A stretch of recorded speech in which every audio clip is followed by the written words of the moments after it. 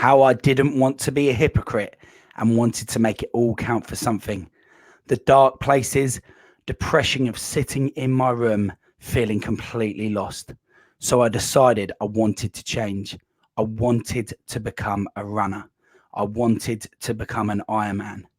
So was this all the seed for change?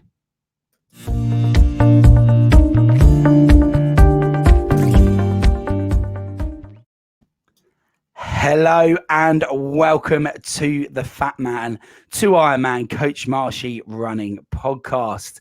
I hope you are all well. I am Neil Marsh, Coach Marshy, and I'd like to welcome you to today's episode. So how is your week going? How has your running week been? How have you got on in 2021 so far with your training? For me personally, not the best start, unfortunately, due to picking up a little foot injury. However, I've done lots of cross training and that's been really, really beneficial for me. So more on cross training, hopefully in future episodes where we can discuss that.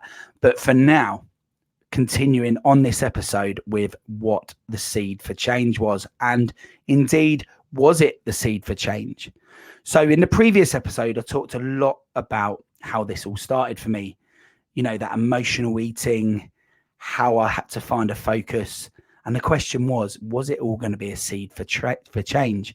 And for me, I liked running. I like the idea of running. Many people will do. And I wanted running and I wanted to do triathlon. I liked the idea of a challenge that was so far-fetched, that it was so far away from where I was, that I wanted to make it. And that was the Ironman, which would obviously include a marathon at the end of the swim and bike. So this seed of change that I talk about, you know, losing people is something which really does happen to all of us. And it's a fact of life, really. And one day we'll become the people that someone loses. And I think that does happen. And people kind of underestimate in the world, and they're unaware in the world of that deep-rooted mental health challenges that some people can go through after losing someone that's so important to them. So what I mean by that is we all talk about death and we all know that death is a fact of life. But even if it's kind of where it should come in terms of old age, and I think people underestimate the mental health side of the people that are being left here to carry on with life and that deep-rooted impact that it can really have. And for me, it was all about emotional eating and how eating just kind of took over. And I would find myself in that room, like I explained in the previous episode, eating those feelings. You know, I was still a people person. I wanted to be amongst it. I wanted to be part of the football club at uni. I wanted to be out there at Derby County working in the performance analyst team. I wanted to be involved. But actually, when I got home, I just wanted to lock it away. And it was because I was feeling sad and feeling lost. And I think those moments in life, people are completely unaware of. And the truth is I have recovered and I did move on from that. And with time, you never forget, but with time, you learn to deal with that loss over that time. And it never becomes easier, but you just learn to deal with it. And I think people just see it as a fact of life, so they move on. So no one really necessarily talks about it when they lose their parents, their grandparents, sibling, whatever it is. And actually, there's some really deep-rooted issues there. And it can bring up a lot of things for you as a person. So that loss for me of both granddads in a week really had that reaction of where I would hide away in the room and just eat as much as I physically could. And it was not great. It was not a good place to be in. But with that and that catalyst of my graduation that I mentioned in the previous episode and wanting to make my granddads proud, listening to David Attenborough in that graduation ceremony, those things, was this the seed for change? And now looking back, 100%. Would I have known it at the time? Possibly not. And they talk about, you know, lots of people out there, lots of things on the internet talk about kind of that light bulb moment, that moment that you're going to realize that it's all going to change and you want to make a difference. Truth, probably back then I didn't even realize that that was the seed for change, but it was. Looking back now, over a decade on, and that was a real seed for change. But when you come out of that graduation, you talk about it, you're telling your parents about it, you're telling your friends, and you're like feeling inspired by this guy from BBC who talks about, climate change and animals, and, and he's the top of his field, and you want to make your granddads proud, and how you're going to do that. The truth is, where do we start? And although that's the seed, how do we water it and how do we make it grow?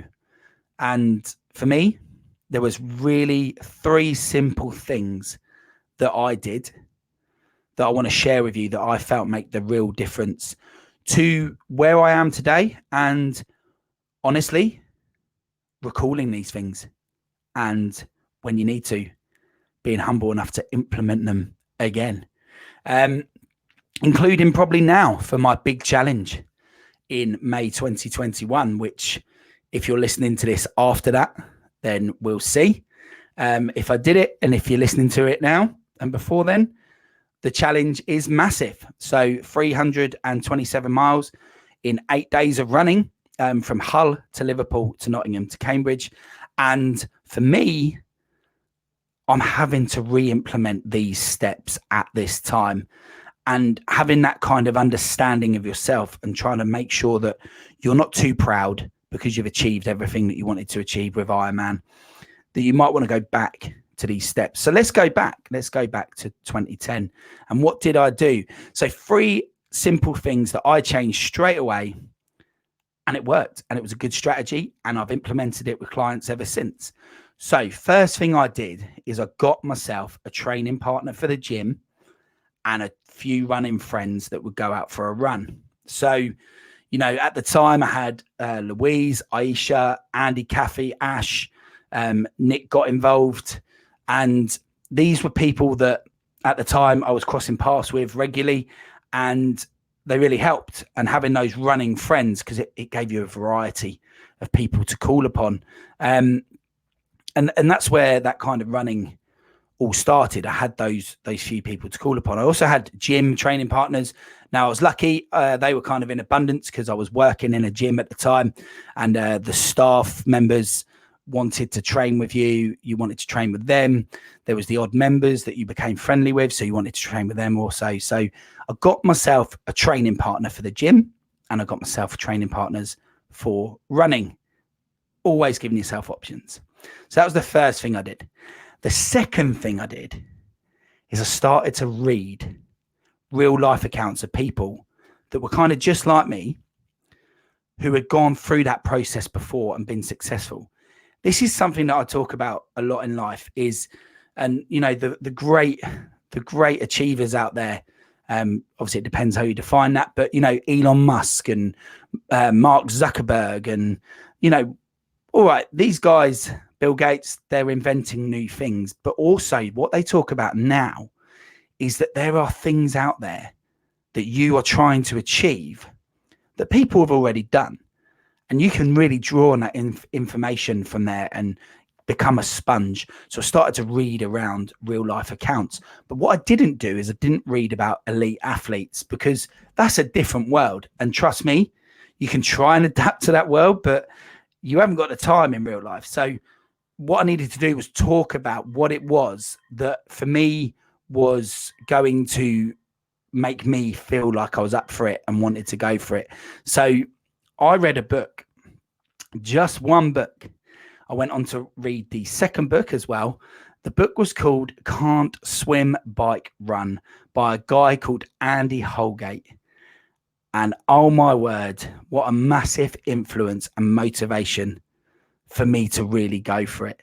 This guy was a normal guy who was overweight, and he just decided he wanted to give it a go. And this book takes you on this amazing journey, and I'd recommend it any day. I sort of read it over a decade ago now, and it was, or about a decade ago, and it was just amazing. And it really was a massive influence. So Personally, I thank Andy Holgate. I've never met the guy, but it's great to say that it made a huge impact on me. And it was basically his journey to becoming an Ironman, basically what I wanted to try and do.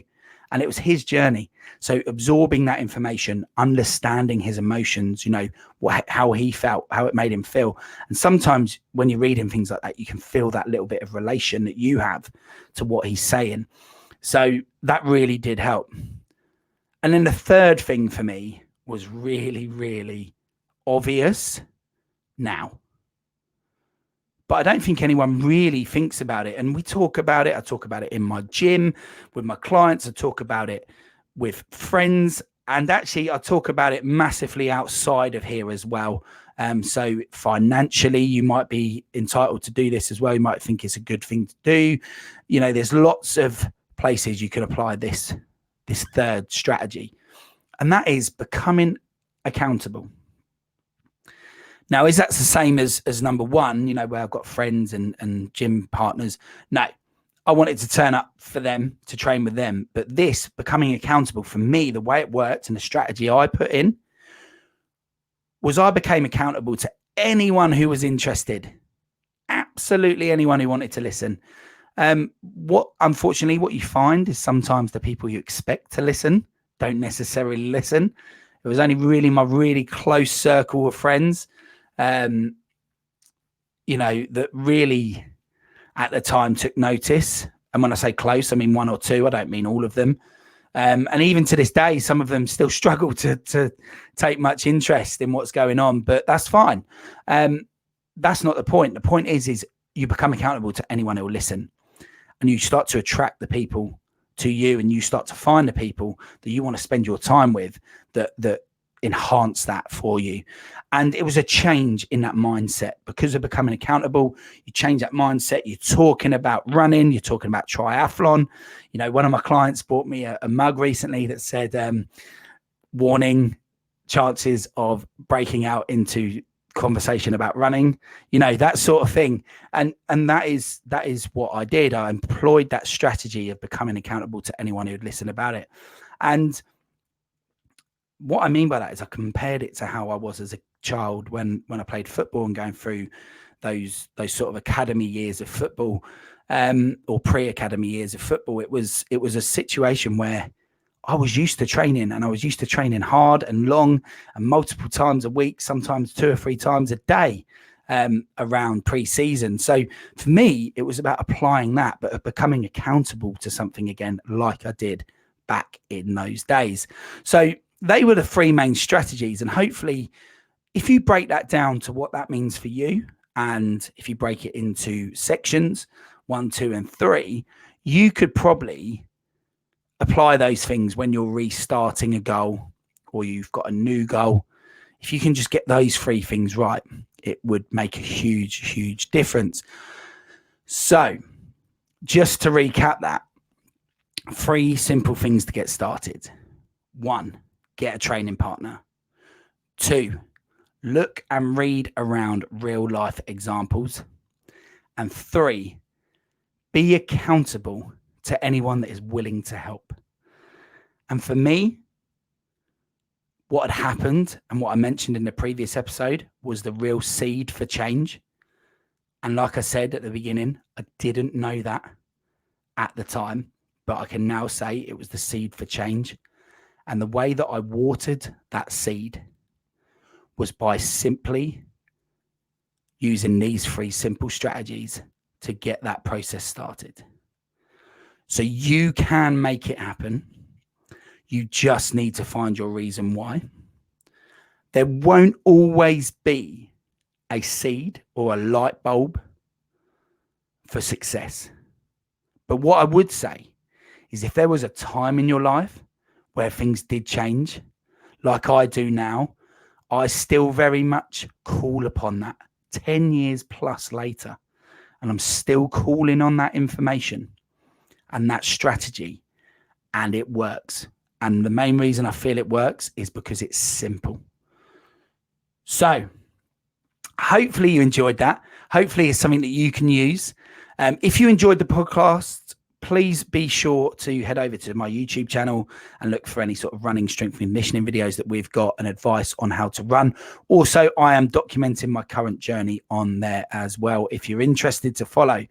If you think anyone could benefit from hearing this story or hearing these strategies, please share this, and please don't forget to give the podcast a rating at the end of listening to it. I would love you to get in contact as well. That would be great. It's always good to hear how your stories are going. Any social media platform is fine. Get in contact and I will get around to replying to you, and it'll be great to hear how you are getting on. So I hope you enjoyed today's podcast, and I hope we can meet here again next week to discuss more on the Fat Man to Ironman Coach Marshy running podcast.